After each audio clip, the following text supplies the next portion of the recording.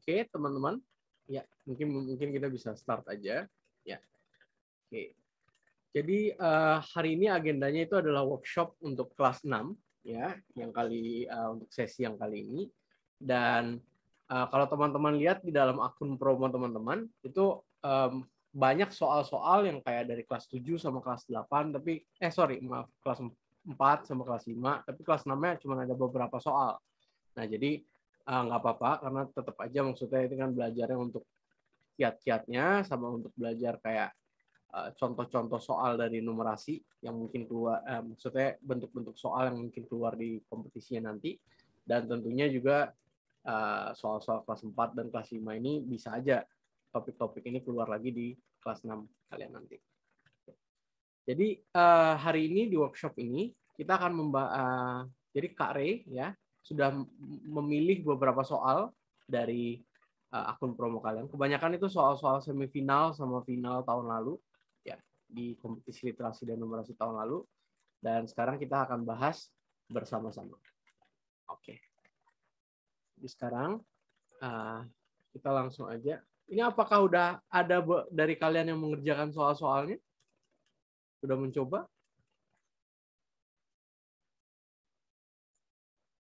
Ini bisa ditulis di chat.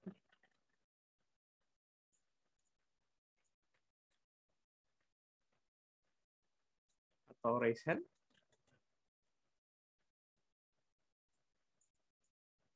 Belum, oke. Oke, belum, oke. Nggak apa-apa, nanti kita bahas bareng-bareng.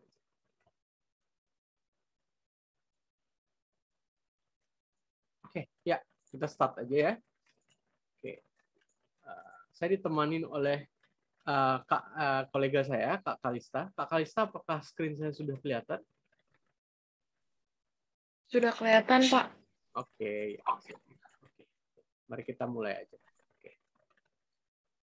Jadi pertama-tama, kalau untuk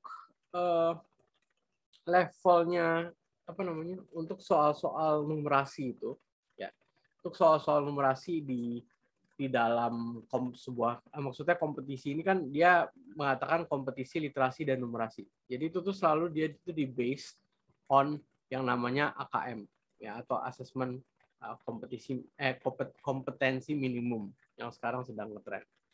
Atau mungkin kalau di luar negeri atau di foreign itu bisa ada beberapa soal yang mungkin bisa disampaikan kalau ini bentuk-bentuk soal-soalnya itu mirip-mirip dengan soal-soal PISA mungkin ya. Jadi kalau misalnya teman-teman nanti ingin mencari referensi lain, itu mungkin bisa cari kayak soal-soal AKM di luar atau soal-soal PISA gitu contohnya. Ya, oke. Jadi salah satu dari trademark untuk soal-soal ini ya itu tuh adalah sebenarnya kuncinya itu adalah dia tuh soalnya itu nanti kalian akan diberikan, kebanyakan dari soalnya itu kalian akan diberikan sebuah stimulus ya. Jadi misalnya contohnya di sini ya, ini adalah suatu stimulus ya, ini cerita ini adalah suatu stimulus, atau misalnya gambar ini juga sebuah stimulus. Dan gambar ini bisa diperhatikan. Ini sebenarnya gambarnya itu ada informasi-informasi yang penting di dalam gambar ini, ya. Itu adalah harganya serta bentuk dari kuenya. Ya, kalau kita lihat. Jadi nanti itu ada teman-teman akan mendapatkan sebuah kayak stimulus, mungkin itu kayak bentuknya interaktif atau bisa bentuknya video, bisa bentuknya audio atau bisa bentuknya cerita atau gambar kayak gini, ya. Dan teman-teman akan ditanyakan pertanyaan sesuai dengan informasi-informasi tersebut. Oke. Jadi di sini misalnya kita lihat di soal ini, ya. Jadi apa yang biasanya saya sarankan untuk teman-teman lakukan itu adalah selalu untuk menandakan. Jadi misalnya di sini ceritanya panjang, tapi tentunya poin-poin pentingnya itu hanya ada beberapa aja. Jadi misalnya baru bolong, ya membuat varian baru dari bolong. Ya, ini bolong mini, habis itu bolong jumbo. Oke, rasanya sama tapi beda ukuran. Bolong mini berukuran diameter setengah dari diameter bolong orisinil. Dan panjangnya tetap. Sedangkan bolong jumbo ini berukuran panjangnya 2 kali dari panjang bolong orisinil dan diameternya nggak berubah. Dengan menjaga persentase keuntungan penjualan yang sama, maka satu loyang bolong mini dan bolong jumbo masing-masing harus dijual dengan harga. Oke. Jadi ini kita perlu cari 2. Nah, kita bisa lihat di gambar ini juga, harga untuk bolong ini yang original itu diberikan di sini 40.000. Dan di sini kita bisa lihat kalau bentuk bolong ini adalah silinder. Di gambar ini. Oke. Nah, jadi itu adalah beberapa informasi yang teman-teman bisa gunakan. Oke. Sekarang untuk supaya jumlah ingredients, maksudnya jumlah bahan-bahannya itu sama, ya, karena ini kan persentase keuntungan penjualannya itu harus tetap sama. Jadi otomatis adonannya itu, proporsi dari adonannya itu harus sama dengan harganya. Dan kayak bahan-bahannya ini itu tuh bergantung dengan volume dari si bolong ini. Ya. Jadi sebenarnya inti dari pertanyaan ini adalah kalau misalnya si bolong mini ini diameternya dibuat setengah, volume bolongnya itu akan menjadi seperti apa? Dan misalnya kalau bolong jumbo ini dibuat 2 kali panjangnya, ya, itu volumenya akan seperti apa? Itu adalah inti dari pertanyaan ini sebenarnya. Jadi mungkin kita start aja di sini. Kalau misalnya bolong ini kita, maksudnya ini kan silinder kan. Jadi rumus dari volumenya silinder, apakah ada teman-teman yang tahu? Bisa kasih tahu, sharing.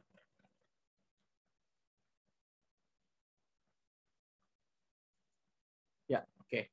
Apa-apa. Di sini ada dituliskan volume silinder itu sama dengan PR kuadrat H, ya. Jadi V itu sama dengan PR kuadrat H. R ini adalah radius, H ini adalah tinggi dari silindernya. Ya. Jadi R itu ini, habis itu H itu tinggi dari silindernya. Nah, kalau gitu di sini kita bisa lihat ya, teman-teman, kayak kalau kita itu bisa bilang ya, kalau untuk misalnya sekarang kita maunya cari yang bolong ini dulu. Bolong jumbo dulu karena lebih gampang. Bolong jumbo dia berukuran panjang 2 kali dari panjang bolong orisinil. Ya. Seperti ini. Jadi kita bisa bilang untuk si bolong jumbo ini perubahannya itu si P ini kan sebuah angka 3,114. Jadi dia konstan. Si R ini juga radius ini juga dia konstan. Konstan itu maksudnya tetap, dia tidak berubah. Gara-gara dia bilang di sini diameternya tidak berubah, tapi yang berubah itu cuman panjangnya tok. Oke. Berarti sekarang yang akan berubah itu cuman si tingginya, ya, H ini, height, ya, itu tingginya. Itu yang akan merubah si V ini. Jadi di sini kita bisa bilang kalau V ini dia berbanding senilai dengan H. Dia akan harus selalu 1:1, ya. Dia akan selalu harus 1:1. Karena rumusnya seperti ini. Jadi kalau misalnya teman-teman lihat di sini dia sampaikan bolong jumbo ini berukuran panjang 2 kali dari panjang bolong orisinil, maka otomatis yang di sebelah kanan ini itu tuh kan harus dikali 2. Ya, karena H-nya itu kali 2 tingginya. Volumenya ini juga harus dikali 2. Karena ini perbandingan, dia perbandingan senilai, kanannya sama kirinya harus sama. Kalau kanannya dikali 2, kirinya harus dikali 2. Supaya mereka sama. Ya. Supaya mereka sekarang 1:1, 2:2. Jadi otomatis untuk si bolong jumbo ini, V-nya itu bakal 2 kali lipat. Ya. V bolong jumbo itu sama dengan 2 kali lipatnya V volume bolong original. Ya. Jadi kalau ini 2 kali lipat, berarti bahan yang digunakan itu 2 kali lipat, otomatis harganya itu juga 2 kali lipat.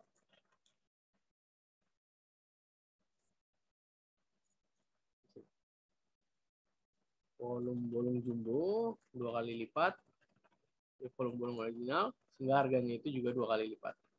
Jadi jawaban yang benar itu adalah 80.000.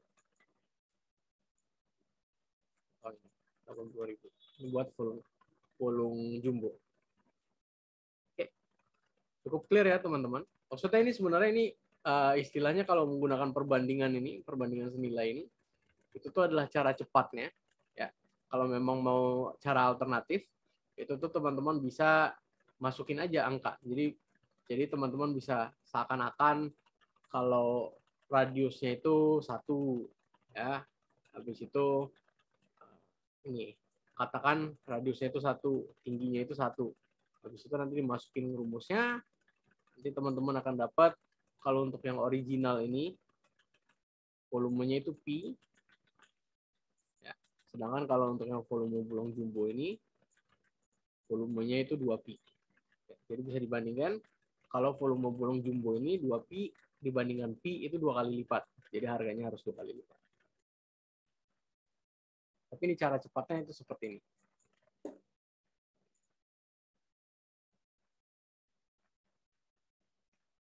Oke. Sekarang yang berikutnya. Ya. Berikutnya ini agak sedikit lebih tricky. Ini agak lebih sulit. Yang berikutnya, bagaimana dengan bolong mini? Ya, kalau di sini kan disampaikan kalau si bolong mini ini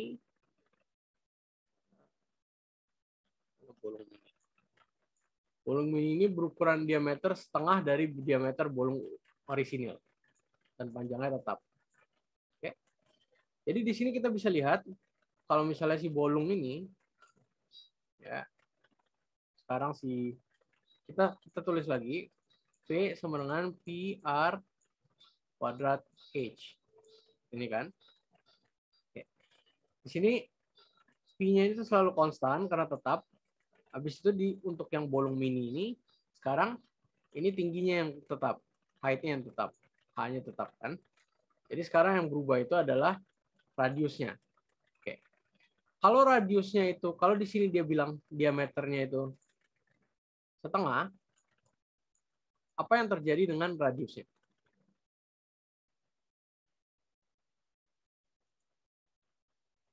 Ini ada teman-teman yang tahu. Kalau diameter bolongnya itu setengah, radiusnya bolong ini berapa?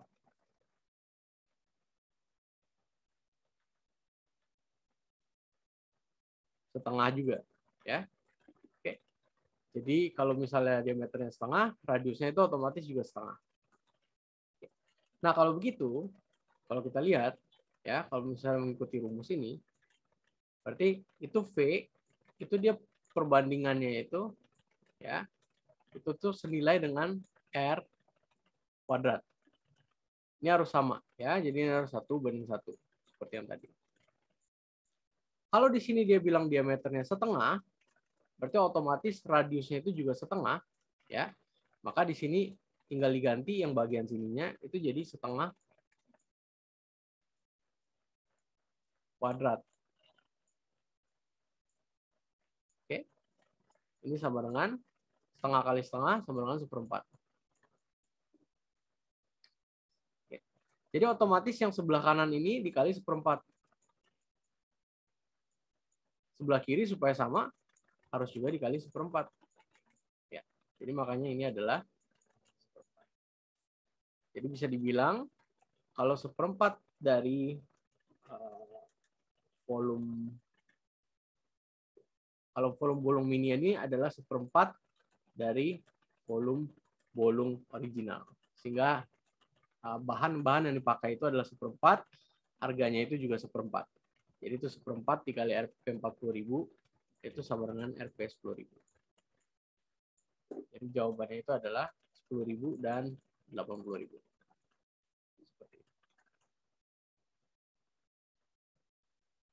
Ini lagi-lagi ini cara cepatnya. Kalau mau cara yang alternatif, itu bisa teman-teman masukin seakan-akan R-nya itu 1, habis itu H-nya itu 1, lalu nanti berarti untuk yang volume ini R-nya itu kan jadi setengah, karena dia setengah dari 1. Ya. Di sini kan dia tulis setengah dari diameter. Itu begitu dimasukkan, nanti akan dapat teman-teman kalau volume mini ini adalah 1/4 pi, sedangkan volume original ini adalah pi. Jadi otomatis volume mini ini dia 1/4-nya si volume original. Makanya harganya juga harus 1/4. Kalau ininya mau dibuat sama. Apa namanya? Keuntungannya mau dibuat sama. Gitu. Oke, apakah ada pertanyaan dari teman-teman? Cukup clear?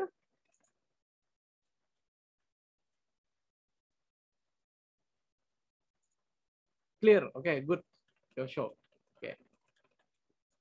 Baik. Oke.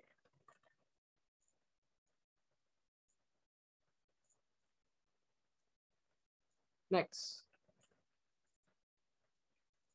Nah, ini sekarang di soal yang ini, ya, oke. Jadi sebenarnya ini mirip dengan soal ini, ya. Ini mirip dengan soal si item 1 ini. Sekarang ini ada soal di item 2. Oke. Jadi kalau untuk yang silinder, kalau di sini kita tandain dulu ya.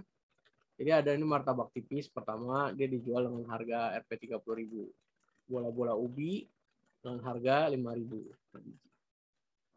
Oke, buat martabak tipis dengan ukuran yang diameternya setengah, ketebalannya tetap, serta bola-bola ubi yang diameternya 2 kali dari ukuran sekarang. Ya, dengan menjaga persentase keuntungan, maka martabak tipis dan bola-bola ubi ukuran baru ini harus masing-masing harus dijual dengan harga berapa? Oke. Nah, jadi untuk yang silinder, caranya itu sama dengan yang tadi. Ya, maksudnya si martabak tipis ini kan kita bisa tahu kalau dia itu silinder. Karena dia ada bilang ukuran, dia ada diameter, terus dia ada ketebalannya. Gitu kan. Jadi caranya sama dengan yang tadi. Jadi kita nggak akan, Kak Re nggak akan bahas lagi. Sekarang Kak Re ingin membahasnya itu tentang bola ubi tadi. Ya, bola ubi. Bola ubi. Bola ubi. Nah, di sini dibilang bola-bola ubi itu dijual dengan harga Rp 5.000. Oke. Sama konsepnya, dia membutuhkan volume. Ya, karena dia adonan dari kue ini, bola-bola ubi ini, bahan-bahannya itu tergantung dari volumenya tentunya kan. Oke. Jadi sekarang kita pergi ke tentang bola-bola ubi. Ya, di sini dibilang bola-bola ubi ini diameternya itu adalah 2 kali dari ukuran yang sekarang. Nah, jadi gimana caranya kita bisa tahu volumenya si bola-bola ubi yang baru? Ya. Jadi kalau volume bola, ya, kita sama stepnya dengan yang tadi. Kita tuliskan ini 4/3 pi r kubik. Ini kan. Teman-teman bisa lihat kalau 4/3 pi ini adalah sebuah angka. Jadi ini konstan atau tetap. Sedangkan yang berubah itu adalah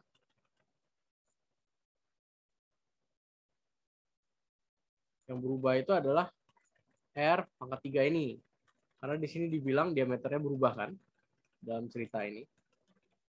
Oke. Jadi sama konsepnya. V ini dia proporsional dengan R pangkat 3. Directly proportional ya, atau perbandingan senilai. Nah, jadi kalau misalnya dia proporsional dengan R pangkat 3 ini, lagi-lagi dia harus 1:1. Dia harus sama. Kalau si R pangkat 3 ini itu dibuat 2 kali lipat, R-nya dari 1 kan menjadi 2 kan, itu di pangkat 3. Ya. Ini kan sama dengan 8. 2 pangkat 3 kan sama dengan 8. Jadi otomatis yang di sebelah kanan ini dikalikan 8. Otomatis yang sebelah kiri ini juga dikalikan 8. Ini 8. Jadi nanti bakal tahu kalau si volume bola ubi baru itu sama dengan 8 kali volume si bola ubi original. Alhasil harganya itu juga harus 8 kali. Ya, di sini. Kita lihat. 8 kali 5.000, jadi harganya itu menjadi 40.000 untuk bola-bola ubi. Konsepnya sama. Kalau mau cara alternatifnya juga sama. Dianggap aja bola ubi originalnya R-nya sama dengan 1. Ya, habis ini nggak perlu, H-nya nggak ada. Habis itu nanti untuk volume bola ubi ukuran baru, R-nya itu diganti menjadi 2 karena dia 2 kali lipat. Ini teman-teman akan dapat kalau ini volumenya itu bakal 8 kali lipat dibanding ini. Tapi bisa pakai cara perbandingan ini jauh lebih cepat.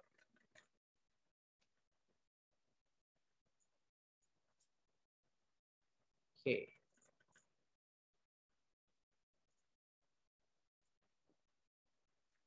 Oke, sampai sini clear? Ada pertanyaan? Belum Kare maju ke pertanyaan berikutnya. Clear ya? Saka. Oke, good. Oke. Pertanyaan berikutnya. Oke, very clear. Good, Joshua. Oke. Ayah Budi adalah seorang pembuat ubin. Ya, itu pada bulan ini ada 4 pelanggan yang datang ke Ayah Budi. Oke, 4 pelanggan untuk minta dibuatkan ubin. Mereka minta setiap ubin berbentuk persegi ya, dengan luas terbesar yang bisa digunakan supaya jumlah ubin yang mereka gunakan itu paling sedikit. Lalu mereka memberikan rancangan lantai ruangan mereka masing-masing kepada Ayah Budi. Setelah melihat rancangan-rancangan tersebut, Ayah Budi menyadari bahwa dia bisa membuat ubin dengan ukuran yang sama untuk 2 ruangan yang ada. Pilihlah 2 rancangan tersebut. Oke, jadi kalau yang tadi itu soal-soalnya itu pilihan ganda, kalau yang ini tuh pilihan ganda kompleks. Dan di sini ini udah dispesify di pertanyaan ini. Itu tuh udah secara spesifik disampaikan kalau jawaban yang benar itu ada 2. Ya, di sini ada disampaikan pilihlah 2 rancangan tersebut. Jadi kalian harus milih 2. Ya, mungkin misalnya ini sama ini, atau misalnya ini sama ini, gitu kan?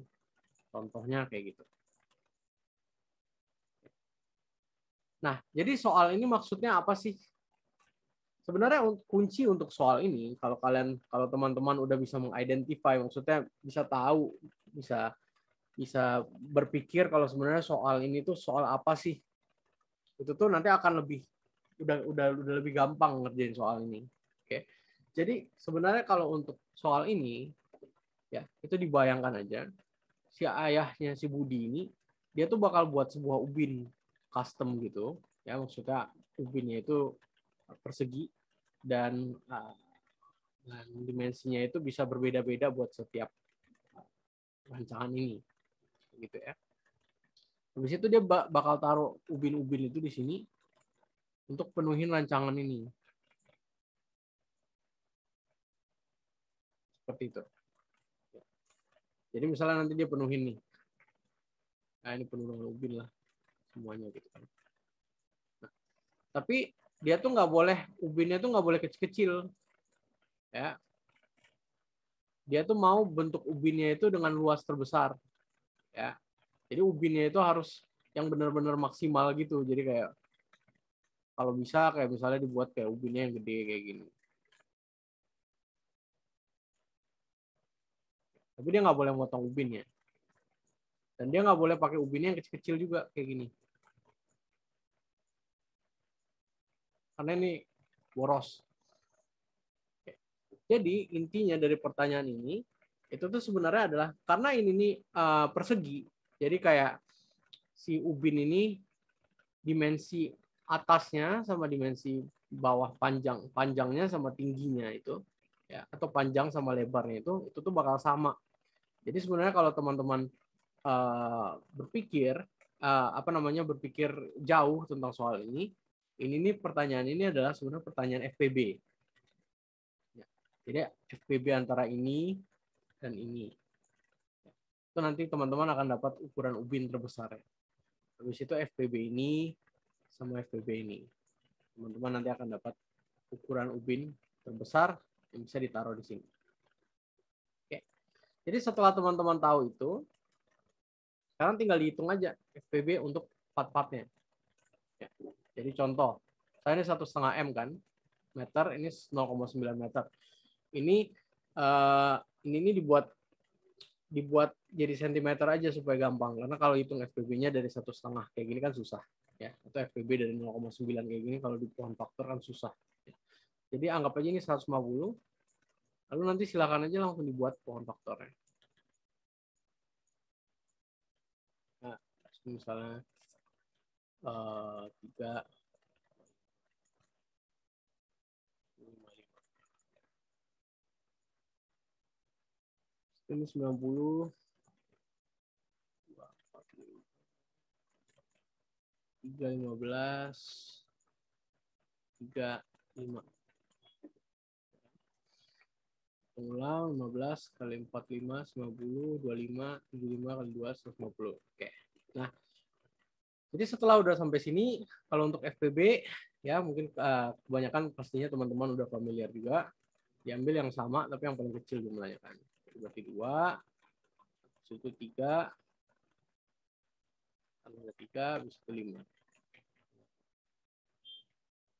Jadi ini buat yang ini, itu FPB-nya itu 2 kali 3. 30 cm. Jadi inilah ukuran perseginya, 30 cm kali 30 cm. Jadi si ayah Budi ini nanti dia bisa bikin ubinnya itu 30 cm kali 30 cm. Jadi kalau gitu bentuknya kayak gini.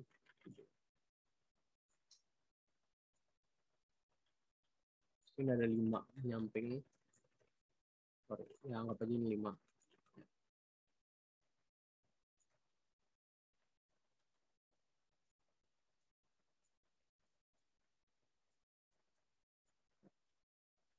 Ini ada 5. Ubinnya semuanya itu 30 cm kali 30 cm. Jadi untuk yang ini itu 30 cm. Habis itu yang berikutnya juga sama. Ya silakan nanti dihitung FPB-nya masing-masing dengan cara yang sama.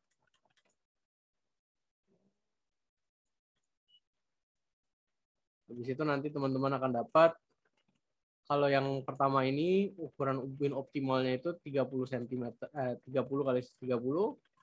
Untuk yang B itu 34 kali 34. Untuk yang C itu 34 kali 34. Habis itu yang D itu 10 kali 10.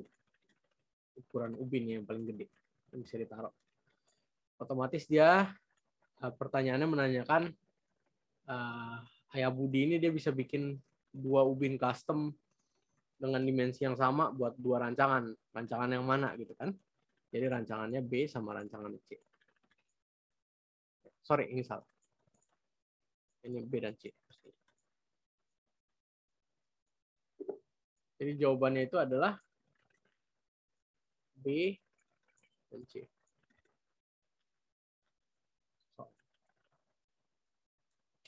Apakah ada pertanyaan, teman-teman? Sudah familiar semua kan dengan FPB juga?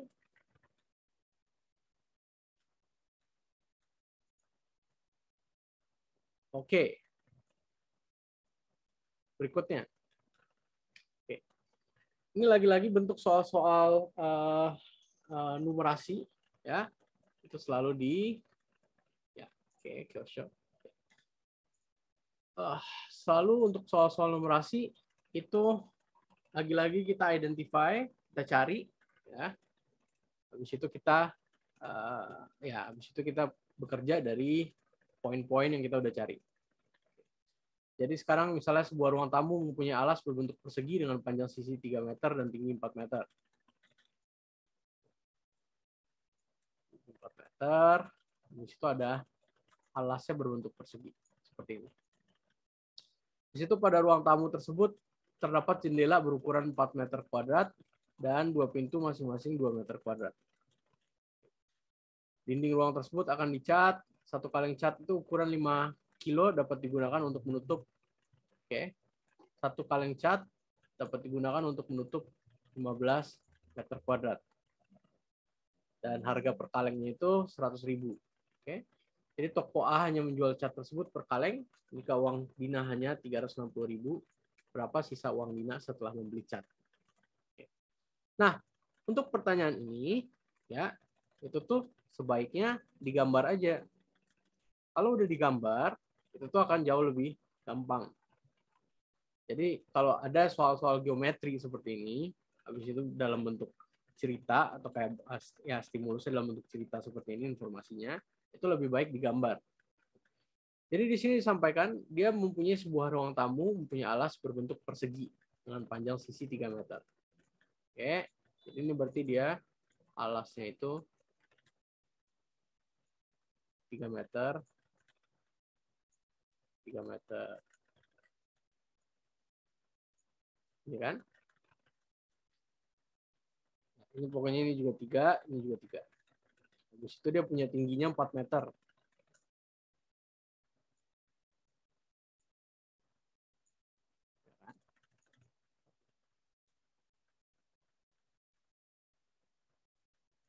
Oke. Jadi ini udah bentuk ruangannya itu udah seperti ini. Ya. Nah, setelah kita udah buat bentuk ruangannya seperti ini, itu udah jauh lebih gampang. Oke. Di sini disampaikan kalau dinding ruang tersebut akan dicat ya. Habis itu ini kan ditanyakan dinding kan. Ya. Jadi otomatis kalau yang ditanyakan itu adalah dinding,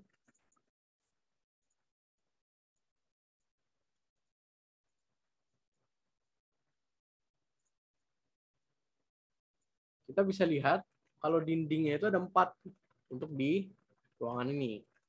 Sudah 1, 2, 3, 4. Ya. Jadi ini ada 4 dinding untuk ruangan ini. Jadi otomatis total yang harus dicat itu ya, kalau ini kita hitung dulu nih tanpa pintu dan jendela, itu tuh ada 4 sisi ya, dikali 3 meter itu adalah panjang ini sama 4 meter itu tingginya. Jadi setiap dindingnya ini dimensinya kan sama karena dia bentuknya persegi sama tingginya sama semua kan. Alasnya persegi ya, habis itu dia tingginya sama semua. Jadi itu akan dapat kita 48 meter kuadrat. Nah, tapi di dalam soal ini juga disampaikan itu ada ruang tamu, ada jendelanya 4 meter kuadrat. Ya, jadi misalnya di sini katakan di sini ada jendela nih. Oke. Habis itu ada 2 pintu lagi masing-masing. Jadi mungkin di sini ada pintu, di sini ada pintu. Nah, tempat pintu sama tempat jendela ini kan nggak perlu dicat. Ya, karena itu kan bolong, habis itu nanti ditaruh pintunya, jadi itu nggak perlu dicat. Jadi itu nanti dikurangin dari jumlah yang perlu dicat ini. Ya, jadi itu tuh ada 48 kurang 4 kurang 4 itu sama dengan 40 meter kuadrat. Inilah jumlah yang perlu dicat. Ya. Kenapa 4 meter kuadrat 4 meter kuadrat? Karena satu jendela itu 4 meter kuadrat, 2 pintu itu adalah 4 meter kuadrat. Jadi dikurangin kita bakal dapat 40 meter kuadrat. Oke. Habis itu nanti kita tahu kalau satu kaleng cat itu 15 meter kuadrat. Ya. Jadi kalau untuk 40 meter kuadrat itu perlunya 3 kaleng. Ya, di sini dibilang dibulatkan ke atas. Ya, mestinya ini kan 40 dibagi 15 ini 22/3. Tapi dibulatkan ke atas 3 karena si Dina dia nggak boleh beli catnya itu per pecahan gitu kan. Dia harus belinya itu per kaleng ya yang disampaikan di sini. Jadi otomatis dia harus belinya 3. Jadi harganya itu uang Dina awalnya 360.000, harga catnya per kaleng itu 100.000 dikali 3 itu 300.000, sisanya itu adalah 60.000. Jadi inilah jawabannya.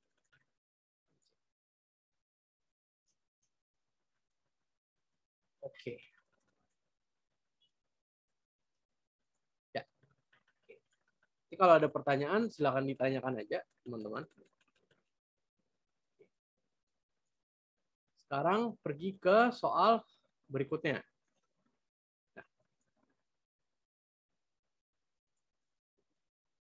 Di sini disampaikan kalau Sally itu ingin mengirimkan paket untuk orang tuanya di kampung halaman. Ya. Sebelum mengirim, dia mencari informasi dulu terkait biaya pengiriman dari berbagai penyedia jasa pengiriman. Oke. Hasil yang diperoleh Sally adalah sebagai berikut. Oke. Jadi sebenarnya yang paling penting itu tentunya adalah tabel ini. Nah, informasinya kebanyakan di tabel ini. Habis itu di sini dibilang setiap hari Sabtu penyedia jasa pengiriman B itu memberikan diskon khusus ekspres sebesar Rp 10.000. Oke. Habis ya dengan minimal pengiriman 10 kilo. Jika paket yang akan dikirimkan oleh Sally itu memiliki berat 12 kilo, maka pernyataan di bawah ini yang termasuk benar adalah oke. Jadi paket yang akan dikirim Sally itu beratnya 12 kilo. Nah, di sini ini juga pilihan ganda kompleks ya, teman-teman. Ya, karena ini jadi basically kan teman-teman disuruh cek 4 pernyataan ini. A, B, C, D ini, apakah pernyataan A ini itu benar? Apakah pernyataan B ini benar atau salah? C itu benar atau salah? D itu benar atau salah? Jadi sebenarnya untuk tipe pertanyaan seperti ini, itu teman-teman bisa menganggap kalau ini adalah 4 pertanyaan benar salah.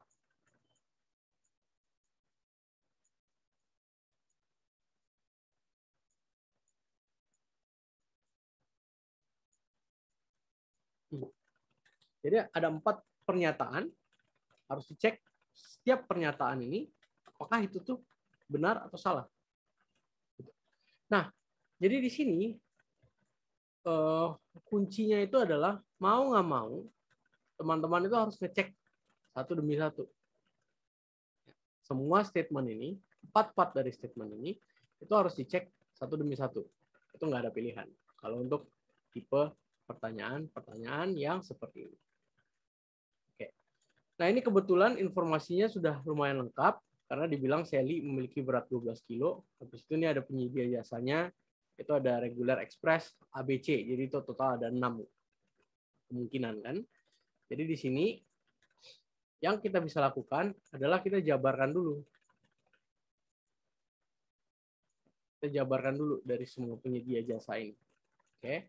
Jadi setelah dijabarkan, kita bisa tahu kalau si jasa A ini si Sally harus membayar 29.000. Bisa dilihat di sini itu ada 15.000 ya. 15.000. Dan di sini itu 1 kilo berikutnya itu 2.000. Makanya di sini ini adalah 7 dikali 2.000. Kenapa 7? Karena paketnya Sally itu 12 kilo. Sedangkan 5 kilo pertama dia udah bayar dari si 15.000 ini. Jadi 12 dikurang 5 itu 7 dikalikan dengan jumlah kilogram berikutnya. Seperti itu. Jadi setelah ini kita tambahkan semuanya, kita akan dapat kalau si jasa A ini itu 29.000, jasa B 41.000, jasa C 23.000 dan seterusnya. Ya. Nah, untuk jasa B ini dia menarik karena di hari biasa dia 51.000, tapi di hari Sabtu dia diskon 10.000. Jadi dia dikurangin. Jadi dia dapatnya 41.000. Nah, setelah itu semua kita jabarkan seperti ini, kita tinggal melihat saja. Kita maksudnya tinggal melihat saja dari setiap pernyataan ini. Jadi biaya pengiriman secara reguler untuk penyedia jasa A, ya, seperti yang ini, itu lebih murah daripada penyedia jasa yang lain untuk hari apapun. Oke. Apakah dia lebih murah daripada ini? C? Enggak kan? Oke. Berarti ini pernyataan ini salah. Karena C ini lebih murah daripada si jasa A. Jadi si A ini salah. Ini nggak dipilih. Itu sebagai jawaban. Berikutnya, biaya pengiriman secara reguler sama dengan biaya pengiriman secara ekspres untuk pengiriman hari Sabtu penyedia jasa B. Oke, sama dengan ya. Oke. Jadi di sini kita cek secara reguler sama dengan oke. Jadi regulernya si jasa B ini 41.000. Sedangkan si Express jasa B ini di hari Sabtu itu 41.000 juga.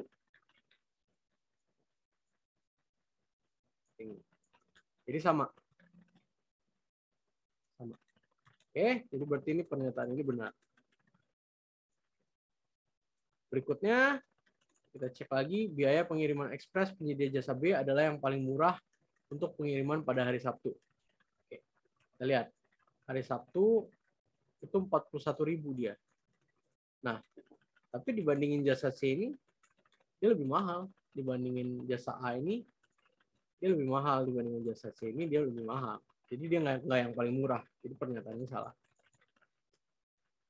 Dan terakhir, biaya pengiriman paling murah itu adalah pengiriman secara reguler dari penyedia jasa C. Oke, habis itu dilihat jasa C 23.000.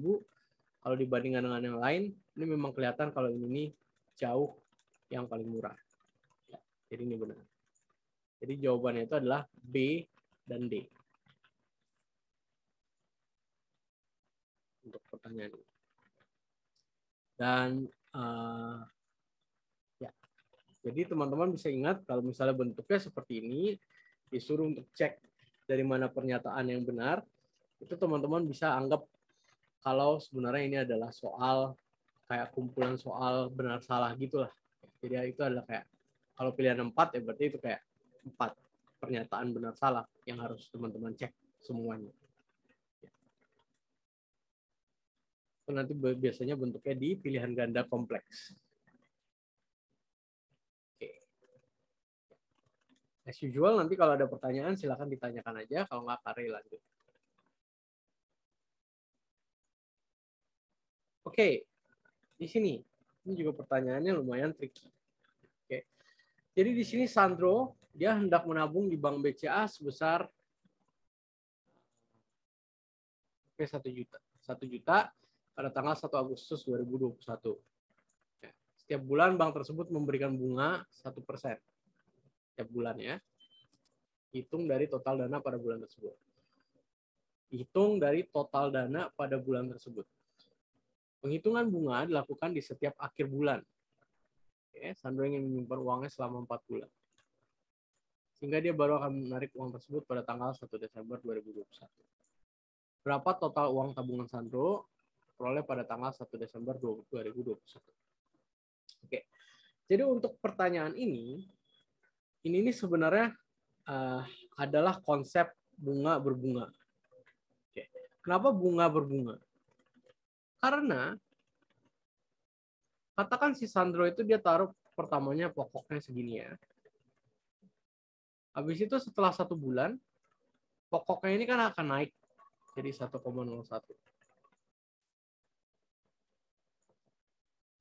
Setelah 1 bulan. Kenapa 1,01? Karena dia kan awalnya 100%. Itu dia tambah 1% kan. Itu dia 101%. 101% ini kan kalau persen ini kan artinya dibagi 1000, dibagi 100. Jadi ini otomatis.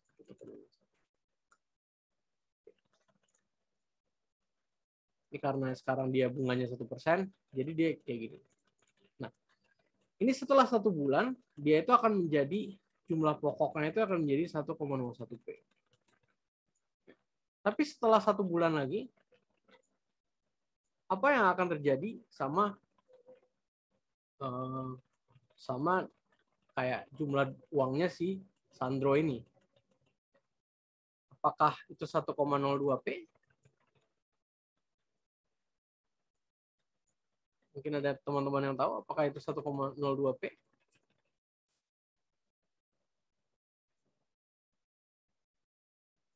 Ya, oke. Jadi sebenarnya jawabannya tidak. Karena dia itu akan menjadi 1,01 ya. C. Ya betul. 1,01 dikali dengan 1,01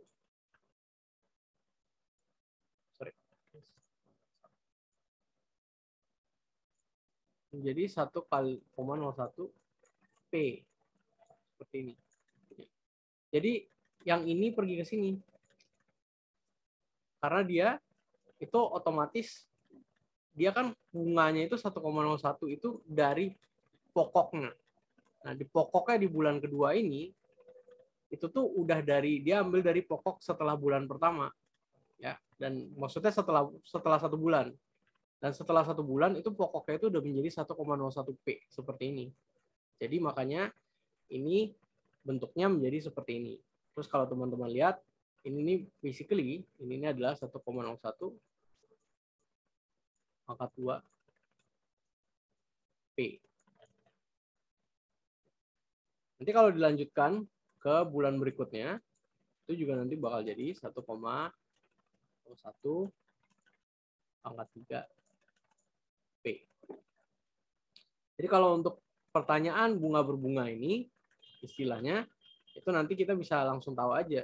Jadi misalnya kalau untuk pertanyaan ini, itu jawabannya itu sebenarnya 1,01 pangkat 4 P. Jadi nanti tinggal dimasukin. Pokoknya itu ini, 1 juta. Habis itu 1,01 pangkat 4 ini adalah jumlah bunganya. Setelah dia bunga berbunga selama dengan bunga 1% selama 4 bulan. Dan nanti teman-teman akan dapat kalau jawabannya itu adalah C. Ini bisa dihitung pakai kalkulator, 1,01 pangkat 4 ini. Ya, kalau nggak ada pangkat di kalkulatornya bisa di 1,01 kali 1,01 4 kali.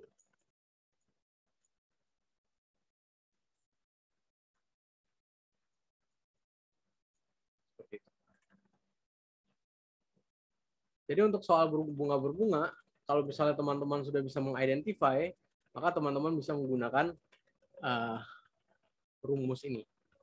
Dan di mana dapat rumus ini itu adalah seperti yang Kak Ray tunjukkan tadi awal-awalnya, itu adalah caranya.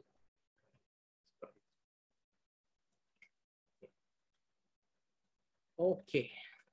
Cukup clear? Clear ya, kayaknya Kyosho udah bisa ngerjain tadi.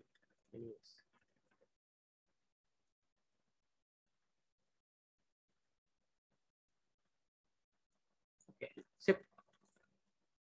Terakhir, contoh yang akan Kak Ray tunjukkan hari ini, itu adalah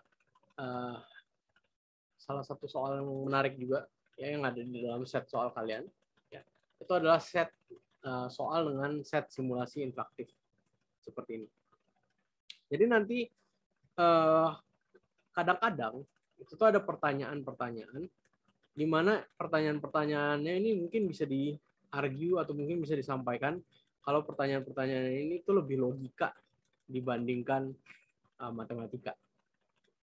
Jadi untuk pertanyaan ini sendiri, ya, pertanyaan ini, spesifik pertanyaan ini sebenarnya pertanyaan ini tuh total itu tuh completely itu hanya logika saja, dan dia tuh nggak, apa namanya istilahnya, dia tuh teman-teman nggak perlu kayak mempunyai kayak knowledge atau kayak ilmu sebelumnya gitu. Jadi hanya dengan mengikuti membaca pertanyaan ini mendapatkan ilmu baru, terus habis itu ilmu barunya ini yang digunakan untuk menjawab pertanyaan ini. Oke. Jadi langsung aja kita start ya. Jadi ini ada pertanyaan dengan simulasi interaktif. Ini adalah salah satu contohnya. Ini adalah tentang robot penyu. Oke. Jadi perhatikan interaktif berikut untuk mengerti cara menggunakan interaktifnya. Tekanlah tombol I di interaktifnya. Oke, jadi di sini setelah kita tekan tombol I ini, dia akan muncul DN itu maju N langkah, RN ini berputar 90 derajat searah jarum jam N kali. Ya, jadi kalau gitu ini searah jarum jam atau clockwise. Habis itu ini LN ini berputar 90% berlawanan arah jarum jam atau counterclockwise. Oke. Jadi kita coba aja, kita tes. Ini D10 contohnya. Maka si robot penyu ini akan maju 10 step ke atas. Oke. Kalau misalnya kita maunya itu dia majunya maju 10, habis itu dia R1. Oke, dia maju 10, habis itu dia belok ke sebelah kanan. Kalau misalnya kita mau dia balik arah, Ya, kita mau dia muter ke counter clockwise 2 kali, gitu kan? Dia balik arah 10 derajat, habis itu dia balik jalan balik.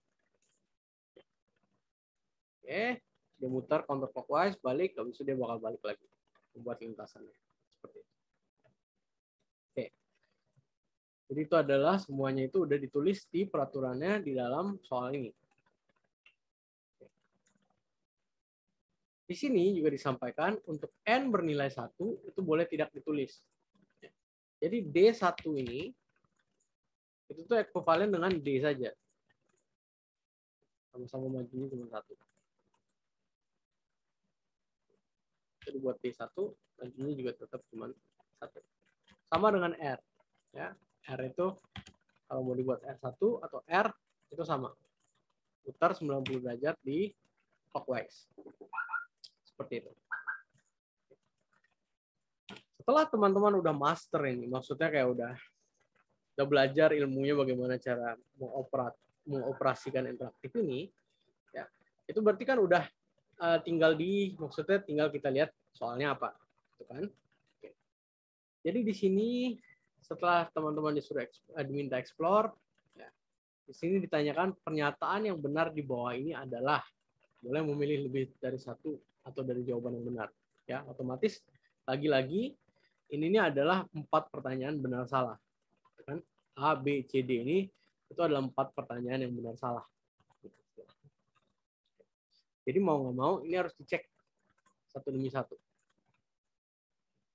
Nah, kalau di pertanyaan pertama misalnya, masing-masing rangkaian perintah DD ini, ya, situ ini, habis itu ini, habis itu ini, habis itu ini, itu menghasilkan lintasan yang sama dengan perintah ini.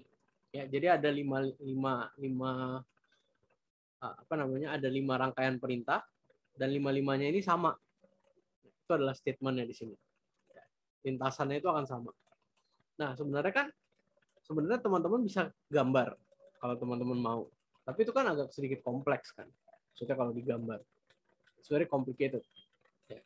Jadi sebenarnya kalau udah ada dikasih interaktif ini, ya digunakan aja gitu. Jadi kalau misalnya ini, teman-teman tinggal copy, Ctrl C, itu di paste masukin ke sini, Ctrl V. Dengan ini yang sama persis, kita lihat.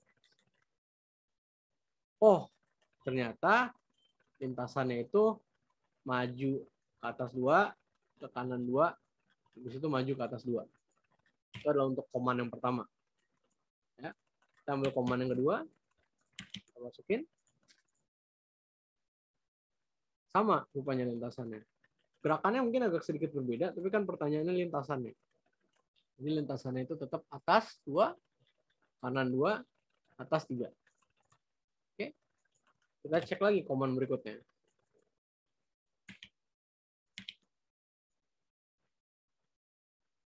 Oh, hanya beda. Kalau yang ini dia naik atas 2, kanan 2, habis itu dia ke bawah 2, bukan ke atas 2. Ya, jadi ini udah berbeda. Jadi otomatis statement ini udah nggak perlu dicek lagi sisanya, ini salah. Itu adalah salah satu dari statement ini. Oke.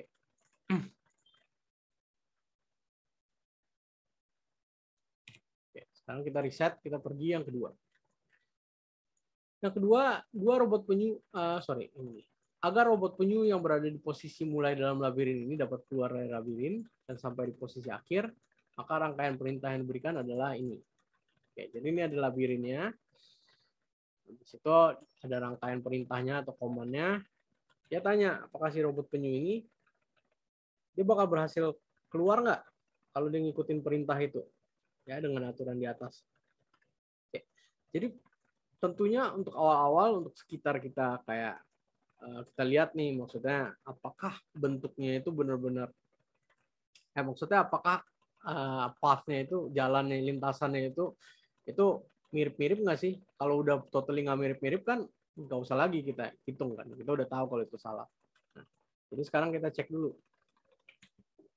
Oke, jadi ini sekarang penyunya itu menghadap ke bawah. Jadi kita prep dulu di sini untuk dibuat ke bawah. Gimana cara buat ke bawah? bisa di RR ya, atau R2. Nah, sekarang dia penyunya itu udah di bawah. Sekarang kita masukin command yang tadi.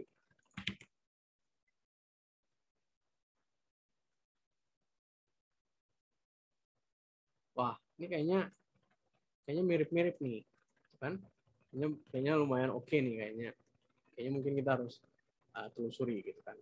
Atau kalau misalnya teman-teman ada yang bisa bayangin dari sini kalau dipindahin ke sini itu gimana, nah itu juga silakan. Tapi sekarang setelah kita udah tahu rule-nya, mari kita coba aja kerjain ini. Oke, jadi ini adalah rule-nya. Pertama dia L, habis itu dia D3. L berarti dia putar counterclockwise, habis itu dia D3, dia maju ke sini. Habis itu dia putar clockwise, habis itu dia D4. Jadi putar clockwise 90 derajat ke bawah, habis itu dia maju 4 langkah. Habis itu dia putar counterclockwise, habis itu maju 1 langkah. Di sini putar clockwise, habis itu turun, ya, maju 1 langkah. Di sini dia putar lagi, habis itu dia jalan 2 langkah. Oke, so far so good. Datanya kan. Di sini dia muter lagi, dia maju 1 langkah. Dia maju 2 langkah karena D2. Habis itu di sini dia disampaikan kalau dia muter, dia maju 1 langkah. Sini muter lagi clockwise, ya. Habis itu majunya itu 2 langkah. Oke, sampai sini. Habis itu muter lagi, majunya 1 langkah. Muter lagi counterclockwise, majunya 1 langkah. Ini terakhir. Setelah teman-teman gambar, teman-teman tahu kalau ini sampai si robot penyu ini dia sampai titik ini. Dia nggak sampai keluar.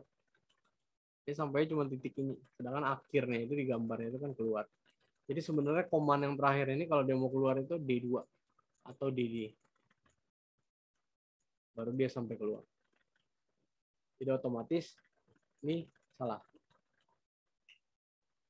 Jadi dia agak tricky. Karena dia memberikan lintasan yang benar, tapi ternyata dia kurang 1 step terakhir. Atau kalau tadi yang memang sepertinya yang saya Kak Ari sampaikan, teman-teman bisa lihat dari ininya, dari sini, kalau dipindahin ke sini, ya teman-teman bisa lihat kalau ini di robot penyunya ini cuma sampai sini, dia nggak sampai keluar. Jadi ini salah. Oke, yang C ini yang paling sulit, nanti kita cek nanti. Terakhir, oke, sama yang M, yang D. Oke. D ini, jadi mungkin ini sedikit pemikiran sistematis. Mungkin soal ini kayak sebenarnya lebih kayak bisa dibilang ini kayak introduction buat kalau kalian nanti misalnya ada yang ingin belajar programming atau coding gitu, kayak bisa dibilang ini kayak pemikiran sistematis gitulah sebenarnya. Jadi soalnya itu lebih logika daripada matematik. Oke. Di sini misalkan robot penyu itu diajarkan perintah baru M yang dapat membuat lintasan yang sama dengan rangkaian perintah ini. Ya, oke. Jadi berarti M itu adalah perintah ini.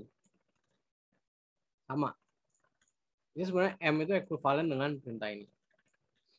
Nah, rangkaian perintah yang dapat membuat lintasan seperti di bawah ini adalah lintasannya, itu adalah MRD, MRD, MRD, MRD. Nah, kalau teman-teman lihat, ini ada pattern-nya atau polanya. Ya, ini adalah, sebenarnya ini tinggal MRD ini. Itu diulang 4 kali. Ya kan? Jadi kalau misalnya teman-teman lihat ini, ya, ini adalah M. Jadi kita tinggal tambahin aja sebenarnya command RD di belakang ini.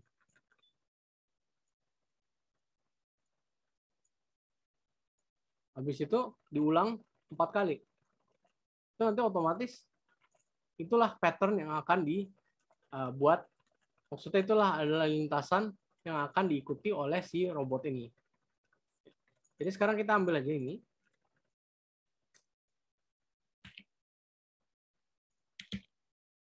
Dia awalnya itu, dia nggak menyampaikan awalnya di mana. Oke. Jadi ini D2 ini udah copy. Habis itu berikutnya itu adalah RD. Ya, RD. Kita tuliskan. RD seperti ini. Jadi ini adalah command M R sorry. Ini adalah M R D. Ya, itu nanti diulang 4 kali. Ya udah, jadi kita jalankan aja. 1 2 3 4. Oke, jadi itu basically ini adalah lintasan yang dibuat oleh MRD, MRD, MRD, dan MRD 4 kali kan. Oke. Di situ kita bandingin aja sekarang bentuknya. Gambar ini sama gambar di sini. Rupanya sama persis. Sama persis. Jadi berarti pernyataan ini correct. Benar. Oke. Dan sekarang untuk yang terakhir, oke, kita cek perintah dua robot penyu A dan B masing-masing berada pada posisi -2, 0, dan 1, 1. Mula-mula robot A menghadap ke timur, sedangkan robot B menghadap ke selatan. Robot A diberi rangkaian perintah ini, robot B diberikan rangkaian perintah ini, masing-masing 2 kali. Maka lintasan robot A dan robot B akan berpotongan di 1.0 sama 2.3. Ini sebenarnya yang paling sulit ya, maksudnya ini yang sedikit agak tricky. Jadi ini lebih baik dikerjakan di graph paper. Atau kalau misalnya teman-teman mau gambar sendiri, itu juga itu juga bisa sih. Maksudnya bisa aja juga digambar graph paper kayak gini. Terus nanti ada 1, 2, 3, 1, 2, 3. Silakan. Oke. Sekarang untuk untuk nunjukin karya kan menunjukkannya di graph paper. Oke, sebentar.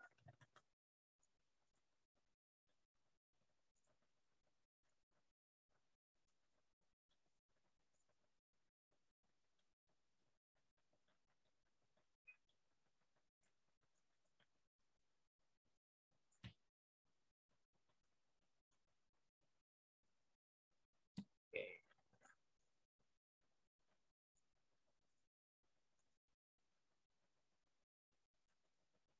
Oke.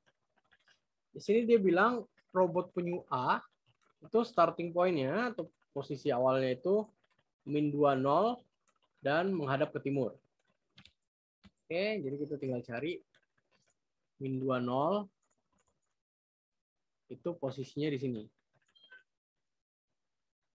Ini awalnya si robot A, habis itu dia menghadap ke kanan. Dia menghadap ke kanan. Habis itu kita lihat berikutnya itu si robot B itu dia mulainya 1, 1, habis itu dia menghadap ke selatan. Oke, jadi dia start itu 1, 1. Dia menghadapnya itu ke selatan. Oke, gitu. Jadi sekarang yang perlu kita lakukan itu kita tinggal ikutin aja stepnya. Jadi untuk si robot A itu 2 kali diberikan D5 RD 3R. D5 itu berarti dia 5 kali ke kanan, 1, 2, 3, 4, 5. Habis itu next-nya itu dia R D3, habis itu R. Oke. Jadi dia R, dia putar ke bawah clockwise sekali, dia D3, 2, 3, habis itu dia menghadap ke kiri sekarang karena dia putar clockwise lagi 90 derajat. Ya. Ini disuruh untuk 2 kali kan? Ya, ini sama. Dia jalan 5 kali. Habis itu dia putar clockwise. Habis itu dia jalan 3 kali. Jadi ini lintasannya si robot A. Untuk robot B itu lintasannya D3 LDR. Oke. Jadi lintasannya itu adalah D3 Dia menghadap ke bawah, jadi D3, 1, 2, 3. L itu berarti dia putarnya counterclockwise atau menghadap ke kanan. Habis itu dia D, habis itu dia menghadap ke bawah lagi. R terakhir kan. Habis itu tinggal ikutin lagi. Jadi dia 1, 2, 3 ke bawah, jadi ke kanan. Di sini teman-teman bisa lihat intersection antara lintasannya si robot A sama robot B, ya, atau maksudnya titik temunya itu di titik ini sama di titik ini. Jadi jawabannya itu 10 sama 2-3. Jadi kita bandingkan itu 10 dan 2-3. Jadi statement ini benar. Kalau digambar. Jadi untuk pertanyaan ini B dan D itu benar.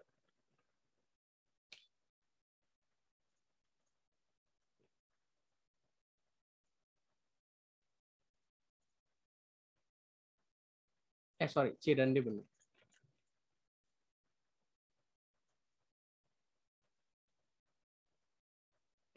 Ini adalah pertanyaan final kelas 8 tahun lalu. Salah satu dari pertanyaan final. Jadi untuk lagi-lagi ini logik. Teman-teman sebenarnya nggak perlu kayak ada kayak ilmu sebelumnya untuk kerjain soal ini. Tinggal ikutin aja buat yang simulasi interaktifnya. Terus kalau nanti interaktifnya itu sudah dikuasai, ke rule-rule-nya itu pasti nanti bisa mengerjakan soal ini. Begitu kira-kira semua yang akan dibahas di hari ini. Ya, mungkin nanti soal-soal yang sulit lainnya itu yang akan dibahas itu mungkin akan dibahas di workshop depan. Siap. Ada pertanyaan dari teman-teman mungkin sebelum kita tutup acaranya? Sudah cukup clear? Tidak ada, Mister. Oke. Sip. Good, Kyosho. Semua udah jelas ya.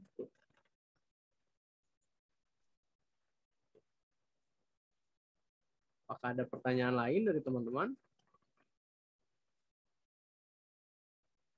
Sip. Kalau udah nggak ada, the way you teach is already clear and easy to understand. Thank you, Kyosho. Thank you. Appreciate it. Kalau mau praktis sendiri harus ada waktunya atau bisa kapan aja. Kalau praktis sendiri itu kalau di akunnya itu mestinya ada. Bisa kapan aja. Nanti nggak ada. Oh, Visaka belum ada akunnya atau belum muncul pertanyaannya?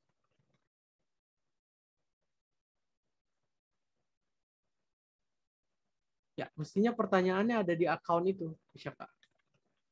Wah, oke. Nanti Visaka ininya apa? Email yang digunakan untuk di akun itu. Nanti Kak Re bantu untuk masukin. Ya.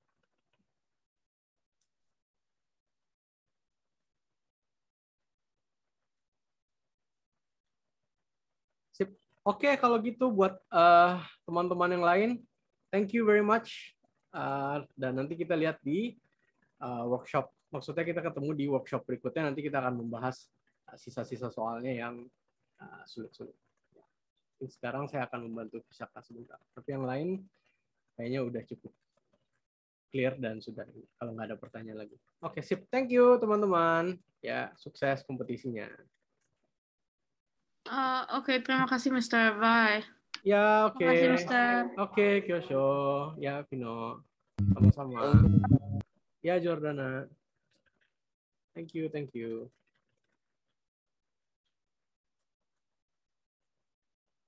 Oke, Visaka. Bentar ya.